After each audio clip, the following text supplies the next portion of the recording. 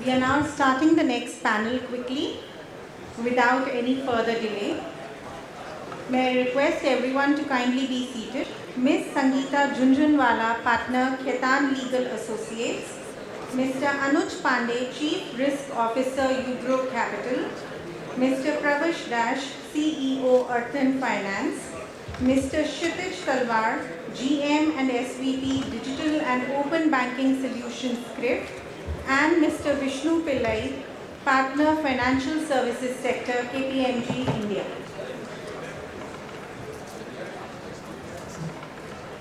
Thank you all for joining us today. Over to you, Vishnu.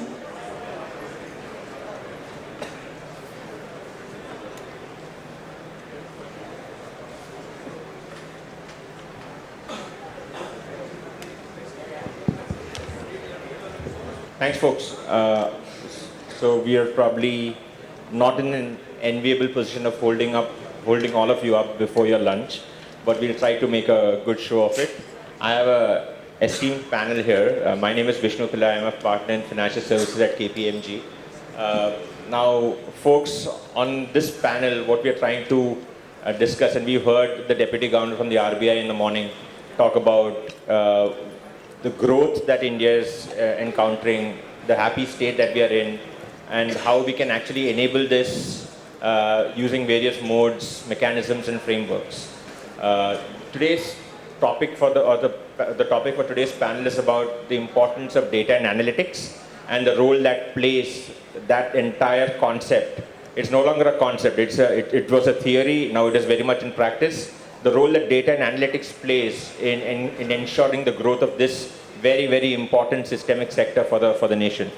On this panel, we've just heard, we've got Sangeeta. So Sangeeta is a partner at Khaitan, a leading legal firm, and her area of specialization is something that all NBFCs are up to their necks in today, interpreting the DPDP bill, right, 23. We've got Anuj Pandey. Anuj is a Chief Risk Officer at a very exciting lending platform client of ours, Ugro. We've got Pravesh Dash, CEO of Earthen Finance. And we've got Kshitij Talwar. So Kshitij runs what we call, Kshitij runs CRIF. During the conversations before this panel, it came out that, both Kshitij and Anuj are from the same college. So I was just cutting a joke that good job, Kshitij, making Anuj feel old today. Okay, so they've got a 9-year gap between them. So I'll start off with Kshitij here, right? So Kshitij being a practitioner in this entire very important but remarkably, I would say, undermined area called data and analytics. Today, for a lot of clients that we work with as KPMG, data and analytics is an area which people are still looking at not as a growth engine, not as something that's actually driving growth, but it's primarily used for CEO dashboards, it's used for reg reporting. They are still not unearthing what actual capabilities technology can bring to the entire play, that the particular sector. And it's not just NBFCs, whether you're talking about banking in FS or insurance. And even if you go outside of banking, probably the only sector that's actually using deep tech is maybe the life sciences sector or oil and gas. That's the analytics side. What are your thoughts? I know you probably want to speak about it at length, but what are your thoughts about how data and analytics is actually playing out for the lending sector primarily? Let me, in fact, start with something which is very unique. We are moving into a regime where data is going to be made available. It will be there. But how do we use it is what I will rather be speaking about in the next 5-7 minutes. So, any conversation which talks about data and analytics is not complete if there are no insights to be shown. So I rather demonstrate to you that what is our learning and experience of using different kind of data and what is that data can deliver to you in form of actionable insights or something that would really make sense when you are decisioning a credit application.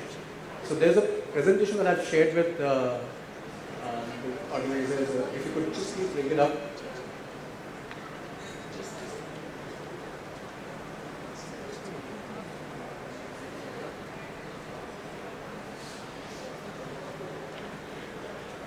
I think it's up. Perfect. Thank you so much. When we talk about, so there is this entire data analytics. Let's start with the non-traditional data. So when you talk about non-traditional data, we are essentially talking about alternate data that and alternate data that is supposed to solve the problem of limited credit, or supposed to solve the problem in terms of assessing the behavior of a consumer when it comes to repayments, or it comes to any of the other forms that an application looks at. And interestingly, alternate data is also one particular area that needs to be kind of looked at. Thank you. So alternate data is also something which needs to be looked at in a light of skepticism to a certain extent, and I'll tell you why. So if I, without taking too much time on this one, let me just move forward and bring you, there are three major elements when I talk about alternate information. The first one is the design part of it.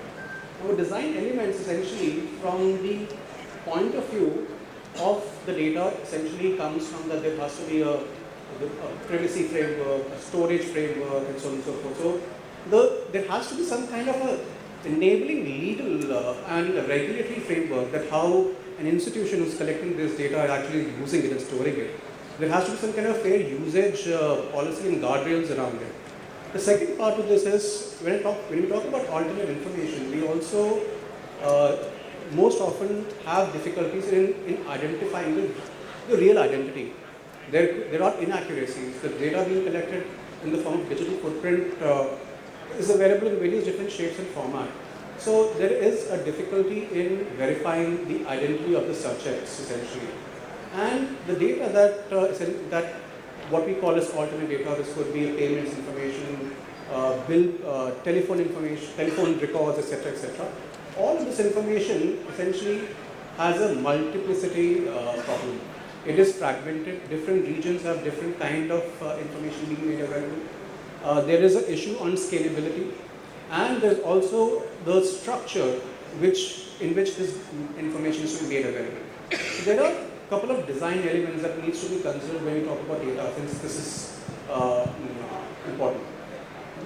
When we talk about lending, we usually focus on the origination part, but the utility of alternate information is not limited only to the origination, but you can also do a lot of portfolio management from a risk point of view. You need to look at operations and collection efficiencies through this information. And obviously this is development that everyone is looking at, how can I go more. So what our experience on leveraging this data and using it is via open banking. Essentially, we will discuss in the panel today about account aggregator, about token as points topics. But what and how this data can be utilized is simply by understanding this information, which is coming via open banking, and by the way, this is open banking or account aggregator, what we call in India essentially, is a regulated way or regulated technology to get that information.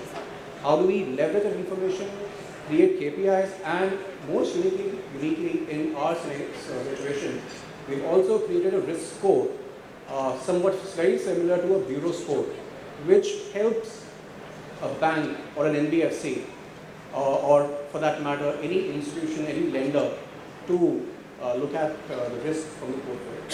And there are empirical, we have established this empirically. So if you look at this particular slide, you'll also notice that the way the risk score that I spoke about, how beautifully it ranked orders, and it is able to kind of very clearly distinguish between a no-hit customer versus a bureau present customer. And this is a test that we have performed for a client, where we were able to identify the good customers in their no-hit segment, which essentially results in financial inclusion. So we are able to onboard customers with the probability of having a good bureau performance at a later stage. So that kind of information is what we see here. Moving on. Data cannot be used in isolation when it's especially alternate information.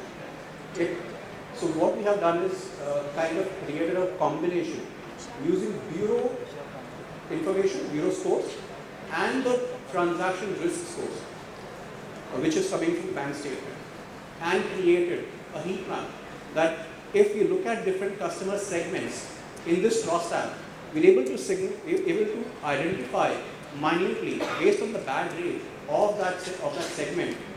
So essentially what we are doing is creating a swap in and swap outs. So good customers in the bad bureau and bad customers in the good bureau scores. This essentially helps not only from the point of view of managing the portfolio and looking at growth, but you can also do a risk pricing. If it's a marginal customer and you know that the trended score for this customer on the bureau is improving, so there's an opportunity to do a risk-based pricing. There's an opportunity to manage this portfolio at a later stage or maybe create some kind of collection KPIs. And that is where the next part comes in picture. Essentially, as this alternate data utility can go into creating KPIs around sustainability, map to the performance on scene of that customer on bureau.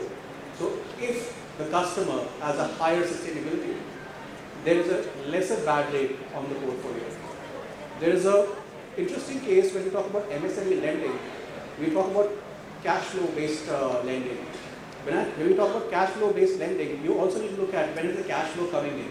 So you can't really have a NASH date, which essentially is on a fixed date, maybe a 5th of the month, 7th of the month, or a 10th of the month, right? Because the cash doesn't come on those particular dates. So when you talk about a cash flow based lending, you also need to look at on which day is the customer going to have cash.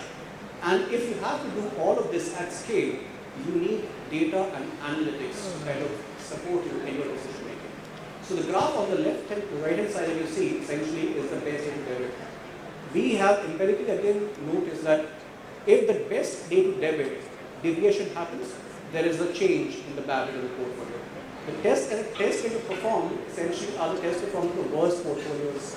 So if you look at the bad rates, they are hovering in the range of 20%. It's a really screwed up portfolio if I would have to say. But the point is it works. It really gives you that lift to the worst of the portfolio. So when you blend the portfolio across, there is benefit that alternate data in a privacy-centric regime can offer you meaningful output. So that's setting the context for this discussion. Perfect, and thanks so much, Kshitij. It makes a whole lot of sense and also probably lends credence to what I said earlier. For example, the simulation that you showed, right, using data smoothing to figure out people with no credit history. How can you actually create credit history using environmental data? That's a fantastic way. So this is almost an element of digital twinning, literally, which was earlier used in places like manufacturing, which is now coming into core financial services. And so I'm so happy to see you actually project an example for that. And by the way, all kudos to you. You did the slides this time, not the consultant. So thank you, Kshitij, for that. So what I'll also now do is this entire concept that you introduced about data enrichment per se, helping or rather enabled through frameworks like Open and account aggregators. You spoke about account aggregators as well. What else do you think is there in the environment to help this entire sector grow 10x? It seems like I'm at the spotlight right now. Why does Open exist? I think that's the first question that we need to understand and kind of debate, come to a conclusion. Traditionally, lenders have been tasked to do all the aspects of lending, starting from sourcing, then underwriting, then collections, then operations, customer service, various. So essentially what is Open doing is creating smaller entities which are very neatly and very closely married in an API framework, and this API framework is consistent throughout the network. And these smaller entities essentially are enabling different parts or different processes of the lending journey. That is where Oaken comes in picture, and it creates a large distribution. So now what a lender can actually do is perform what the core job of a lender is, which is essentially risk management and product innovation. Because now the data that is coming in essentially can be utilized for all of these activities. The growth, what Vishnu can ask you specifically, is will come in from, number one, how different entities are able to kind of start leveraging the network. How different entities can innovate on the products which can be offered. Today, Oaken essentially talks about short-term cash flow based lending, and that's a use case which is being developing. But that is not going to be the only use case. As the use case, as the lenders innovate, as more lenders get attached to Oaken, you will see that there will be long-term loans also being made available. And that is where, so more lenders, more use cases, and on top of that, combining it with the data analytics can deliver the 10x growth that we are looking for. And Pravash, what's your view? You're running Arthan, so what's your view? Oaken account aggregators, are they that magic pill that's required to grow this 10x? Yeah, so if you look at Oaken and account aggregator is like another UPI movement for us. What it gives, so it gives a very standardized set of informations. And as Kitish was saying, we have these days lot of information made available, but it is not available in standard mode. So if you have those in a standardized format, lot of entities will be able to use that and do the whether it is a risk modeling or do underwriting by themselves, so they can use that. So the second one is scalability. Today, I as a small NBFC do not have capability or capacity to go and collect data from a lot of retailers in a small cities or in other states where I do not operate right now. But Oaken and account aggregators help me to get those data the way I want it, the format I use it, and also help them to create a risk modeling to underwrite them quickly. And lot of transactional data comes through the account aggregator also. So that helps us to enable what we were not able to use it earlier. And giving you a small example, earlier we used to do bank statement analysis for about 5-6 pages annual bank statement. Today it runs about 500 pages. Getting those informations, consolidating at a particular level and creating analysis or analytics on that helps to scale much faster and reduce a lot of operational time. Awesome. So there's another small segue that I just wanted to mention. So Kunal Pandey, who's here, one of my mentors in the firm at KPMG, maybe around 10 years ago said some golden words, right? So he said the accelerator is important, but the brakes are as important if you want to have a sustainable journey. So the way this panel is segregated is, we have the growth side here, okay, the first two, and we have the legal experts and the risk guys on the extreme side. So I'll ask the same question here. In the context of what the folks on the growth side have said, Sangeeta, being a legal expert, what do you think about Oaken and account aggregators? How much is risk getting managed? If at all it's growing 10x, 15x, 20x, what are the risk aspects that we also need to consider?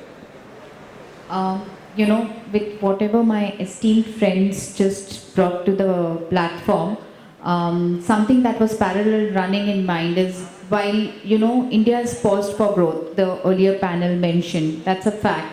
And the way the 10x or the 15x growth that we are looking at, somewhere the governance factor around risk has to be really structured. Because what's happening, while the business is growing, the risk is somewhere getting ignored.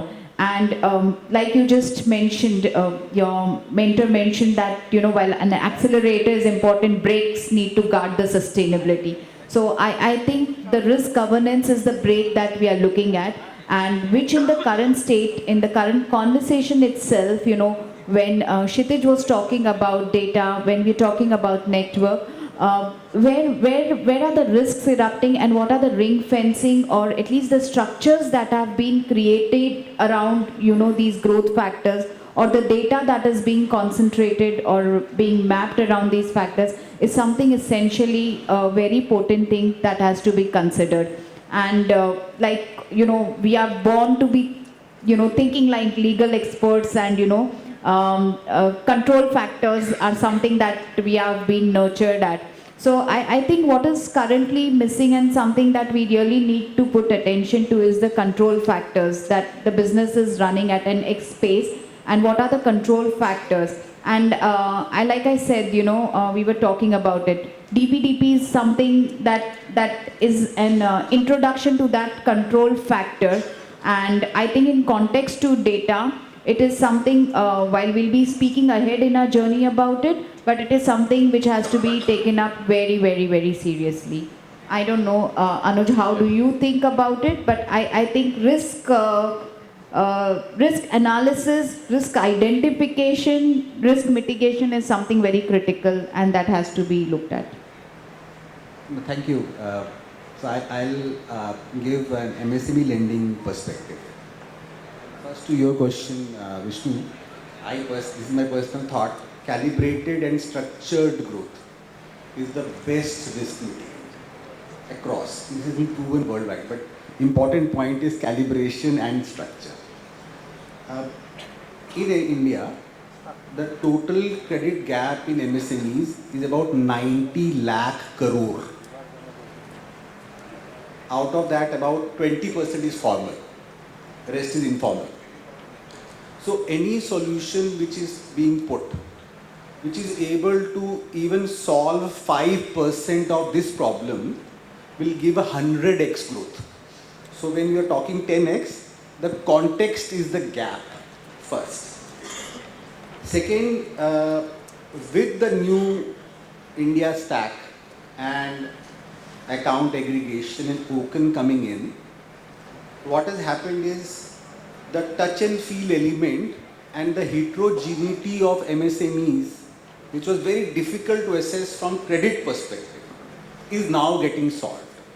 So if today a MSME is registered with GST and he has internet banking, then all he needs is a click of a button, and then there are solutions which are possible in the background where one is able to assess the financial eligibility of how much he can be given a loan is a matter of minutes.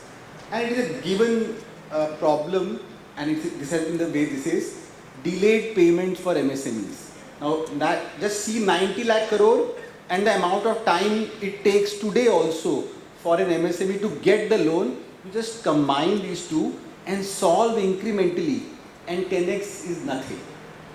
But given a lot of people, and we have already seen some instances where people can go overboard. So design of what you want to do is very important, not only digitization and using all this. The best thing about Oaken, and I can say this with experience, we were one of the first players on India's first test case of Oaken called Gem Sahai. Is repayment data, top line data from GST and banking behavior data, all three put together, and over and above that you get transaction data in a standard format in Oaken. If you put all these four together and don't go overboard, then really sky is the limit as far as growth is concerned. So I agree, but with you on the overall risk governance perspective, but if we all keep our heads down, then the opportunity is tremendous. Awesome. So a calibrated way to growth and aggregation of data, structured data that is coming in from multiple sources, and using that data for your analysis that will then help you form strategies, right? Not just long-term, but even day-to-day strategies. That's probably your input on how to make this move. So now I'll come back to a topic which a lot of people have been talking about. It has a fair share of analytics in it, but it's all about customer and data, right? Today the entire sector thrives on how we use data to help us, or rather how to monetize the data that we have, the data that we are allowed to have. So if you notice, I said allowed to have, right? And that is where DPDP comes in, right? So probably Sangeeta, I'll start off with you, right? So customer insights, risk assessment, hyper-personalization, regulatory compliance, and operation efficiency, right? So after DPDP, a lot of things we had taken for, before we had a lot of things taken for granted, based loosely on interpretation. Consultants like us made a lot of money. But now what's your view? I mean, where does DPDP add structure to this entire complex scenario? DPDP, while me being a lawyer, we've been calling it an act and we've been looking at it as an act. I really always not only tell my clients but people whom I interact with, look at DPDP as a structure. Right now Anuj said a calibrated structure.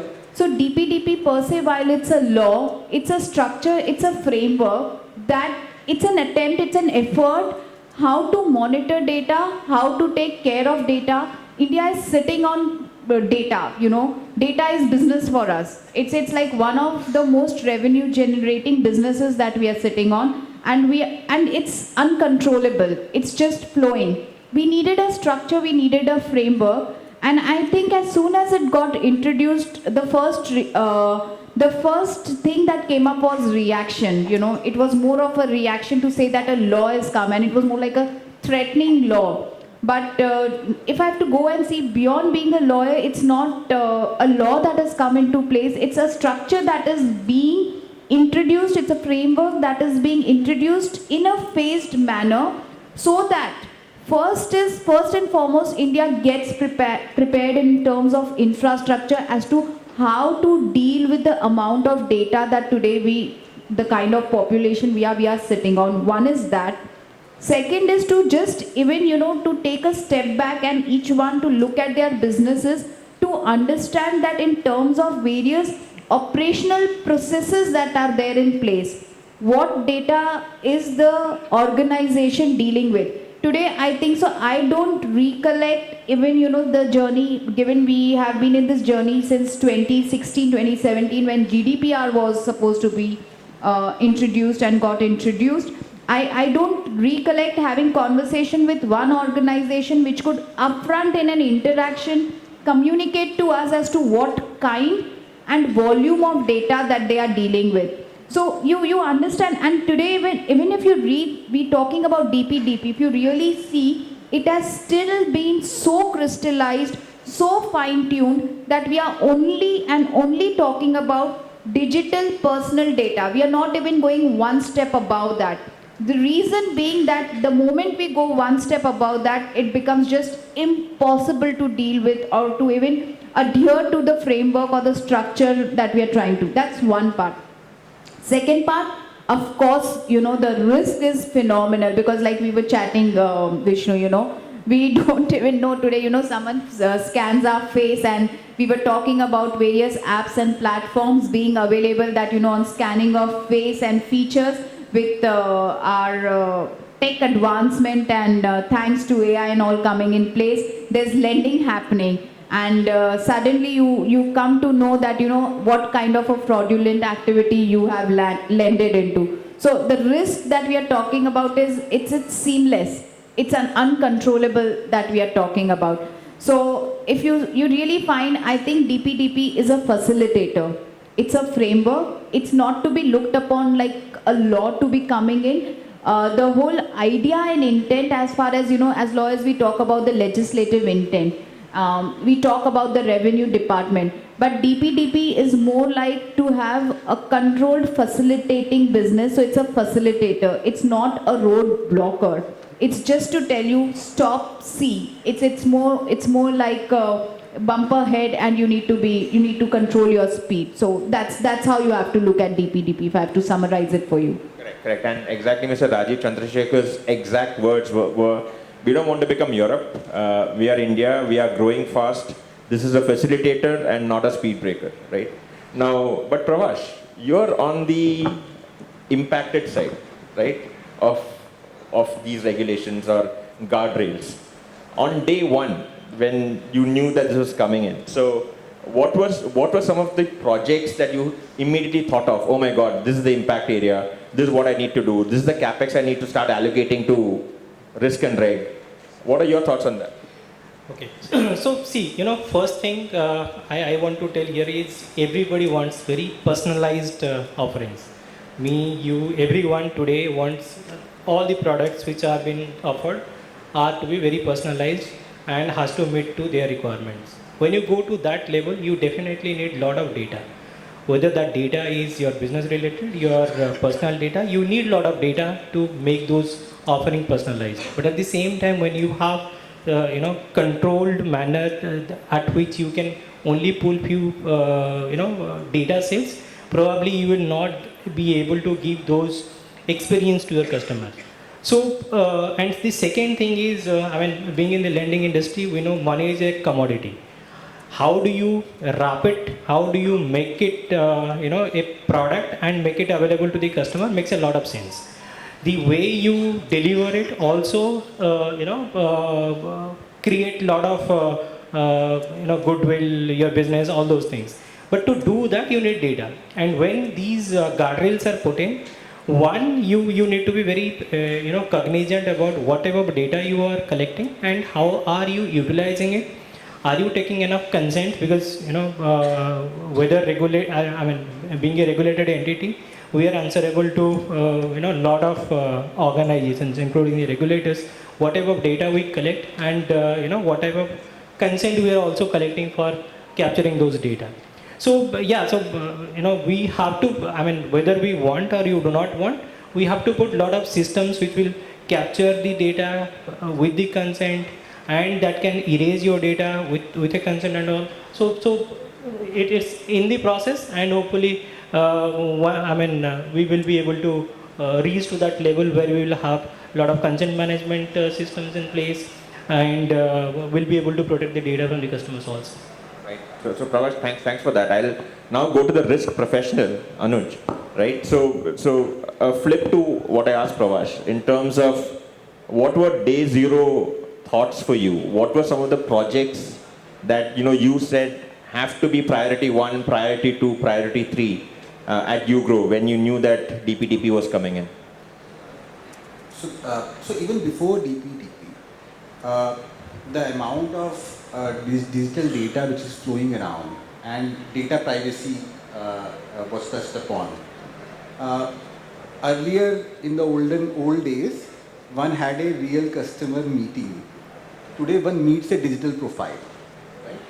And the problem is that earlier when the customer had a fraudulent intent, you only had 2 or 3 customers meeting in a day who could do that. Today when you are processing things within minutes, then that number can be 100 times. So it has always been in any risk professional's mind, especially in this kind of environment, to safeguard oneself. We were talking before the panel what happened in Hong Kong, and that is, in India also those kinds of things are happening. We are meeting customers via video during a personal discussion, and it is possible today that the other side is deep fake. The person doesn't exist. So we have put a lot of investment, and it is a continuous process for that. Of course, as far as data privacy is concerned, and the way the bill is now managed, as Sangeeta was saying, is now quite pragmatic. So it isn't asking you too much. It's just asking you to do your basics right and respect individual data. Little less effective for us because we tend to lend to entities, but the spirit is what we have been following. Perfect. So here's another small example, right? So we're working with a startup, and the startup, one of the cases that they actually talked to us about was wherein they were using artificial, and this startup actually uses facial data recognition to deem creditworthiness or state of creditworthiness. So this particular organization that they were working with never took photos that they were actually putting on the loan application that seriously, right? It's a photo. Now, the raw data going into this startup was just the photos. Then they came up with, just to augment what you were saying, one particular person applying 83 different times with 83 profiles, different names. The only thing that was sort of similar was the face. With of course different clothes, different beard, mustache, headgear, what have you. But that was the only thing that was sort of common. Everything else was different. So I don't envy your job. Okay, so especially in terms of what's happening now in terms of the regulation coming in. But Kshitij, you are the bureau, right? You in terms of the sort of work that you're doing, and in terms of what DPDP actually means, because you're seeing Indian customers. How is, or rather, are you having to change any of your strategy in terms of how you go to clients and the service offerings that you're making to them?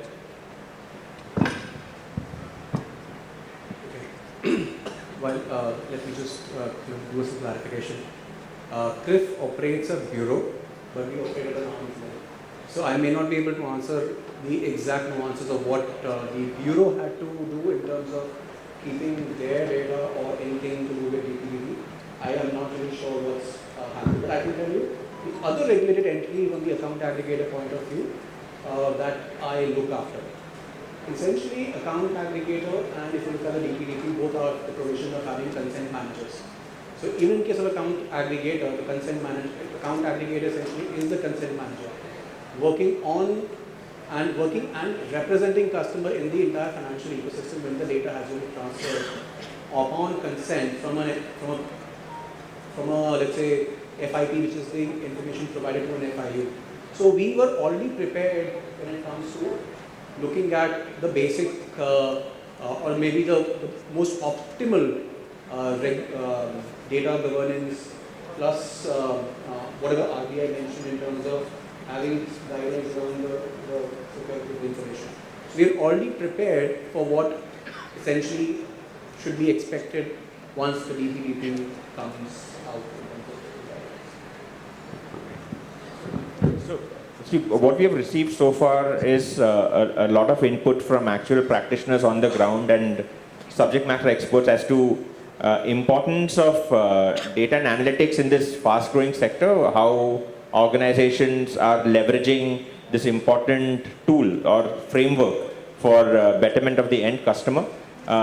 We may also be running out of time. So the way I will probably conclude this panel is by asking each of you you're all talking to your organizations, you're talking to external stakeholders. If each of you can probably just opine as to what's the top thing that comes to mind when you're talking about lending and analytics, and where do you see where do you see the rupee going in terms of which concept is getting funded the most? I'll probably start with Anuj on the far end.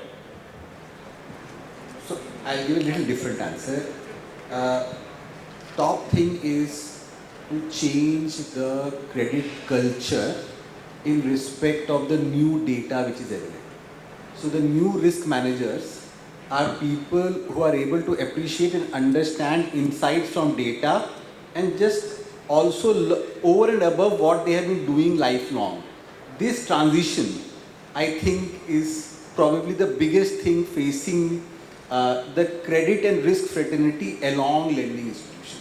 That is the top right. For us, in context to the lending fraternity, it's the topmost three elements that come to mind in conversation is data discovery, data mapping, risk assessment, and risk impact. Because that's where we identify the leakage, and given it's very personalized topic that we are talking about, it really takes back to the management concern as to how individually each management person at their level is getting exposed to risk, and how that risk can be sort of circumvented or at least mitigated to whatever extent it can be in terms of the lending that's happening in various means and forms. Yeah, so banking was always a boring job. That's because you have a lot of data and you do not know what to do with. But with the recent data, the way, the format at which it is available has made life little exciting, and you are able to take a lot of insights and use that data properly for underwriting. Like I was saying, the bank statement where you used to, 3 pages, 5 pages bank statement, now you are having 500 pages. Without having those data coming in a structured format, you will not be able to do that. A lot of alternate data are also available, whether it is, your geo analytics, your business analytics, or for that matter, you take the photograph of this, or as you rightly said, for the face. Similar things are available for these shops also. You take a photograph of the shop, your computer vision will also estimate what type of stocks are there, how many SKUs are there, what is the depth of the shop. So all those things put together, you can actually use those data in a very productive ways, which can help you to reduce your approval rate, or time or tad over the approval. So usually earlier it used to take 2 days, 3 days, 7 days. Now it is done over the applications only. So 2 minutes, 3 minutes time. So that has reduced drastically. And the not only the data analytics, also the use of AI and ML. While I completely understand the risk what we are running, but at the same time you need to accelerate at the pace at which it is coming to us. You can't just sit idle and avoid it. It is not possible. So we have to be very clear on what type of measures we take to mitigate those risks, but at the same time we use the artificial intelligence and machine learning to progress, or to take your loan book ahead. Yeah. Vishnu, if I may take the liberty, I will split this in 2 parts. I'll start with the first part, which is, since we started with the account aggregator, Oken, and all of these new platforms. The kind of conversations that we're having today essentially is in the direction that these platforms are here to support you. These platforms are here to enable, create the distribution. You need to look at these platforms in the right spirit. It requires investment. It requires nurturing. You need to be flexible and be able to use them, leverage them in the right way, test, and then keep adding incrementally, as I think, in fact, even Anuj was saying, that how incremental impacts can be generated. So these platforms are equipped and capable of doing that. It will not be able to give you results instantly, but if directionally you are in the right, if directionally you are right, these platforms are capable. So make the right investment, whether it is infrastructure, whether it is technology, whether it is risk, or any kind of governance structure, and be on the right side of the regulation. So that is one of the items that we always talk to our clients about. The second thing that we talk to our clients about is that the data is extremely important, and the data is very powerful, whether it is the traditional data or the alternate data or any kind of digital data. So there is a lot of potential in that information. Most conversations today are around how do we do business development? How do I grow the business? 10x, 100x, whatever number of x, right? There is a lesser amount of conversation and effort that goes into the portfolio and the risk management. Because the core job, essentially, when you lend out money, when you have grown exponentially, is also that money has to come back to you. And that is where you need all those risk framework, collection solutions, etc., etc. So don't look at data only for the growth point of view. Look at data for every aspect of customer lending, whether it is onboarding, management, or collections, so on and so forth. So look at all of this, then use the data to your advantage, and then that's how we in fact have these conversations. Right. So just to conclude, I mean, again, starting off from how we are, rather from the beginning of the day in terms of financial inclusion, accelerating credit growth in the country, and how our particular panel topic, right, data and analytics, how that can help. So I think the overwhelming theme is that data enrichment, alternate data sources are super important. Brakes are as important as is the accelerator. But what actually caught my attention, and I've been thinking over it the entire time, is the word AI was mentioned just once by Pravash. Okay, so and that's a very interesting anecdote actually, because when I was trying in the pre-panel conversations, I tried to push AI onto the table to just get a feel, right? I'm a consultant, so I'll get a feel of what the panel is thinking. I mean, it looks like AI is still something that's in the incubator rather than out there in production. Despite all the buzz that we see on YouTube, everyone's talking about it, but how much of that is actually coming out into production?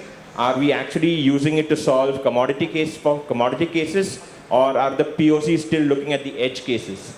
You know, that's something that I'll probably leave with all of you, maybe to pick up in a subsequent panel, or for you to maybe munch over lunch. But that's probably how we conclude. If you have any questions, I'm more than happy to facilitate a bunch of Q&As, or else we can probably conclude. Thank you so much for your time.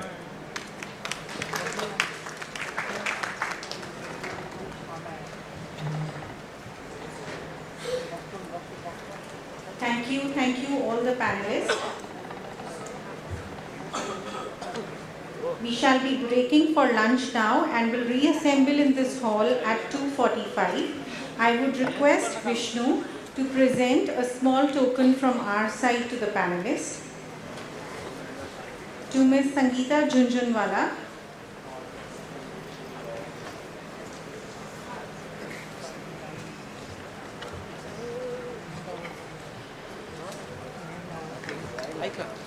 to Kshitij Talwar,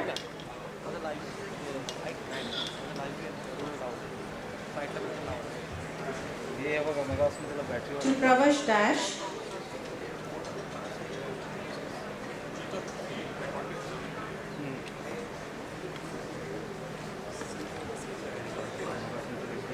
and to Kshitij Talwar.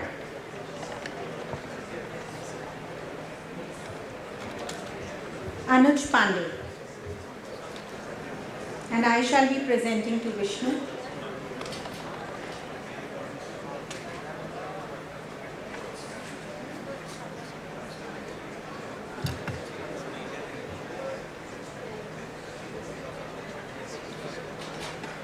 We are now breaking for lunch. I would request everyone to take care of your belongings. You may take them with you while having lunch. And we will reassemble in this hall at 2:45 p.m. sharp for the next panel discussion. Thank you.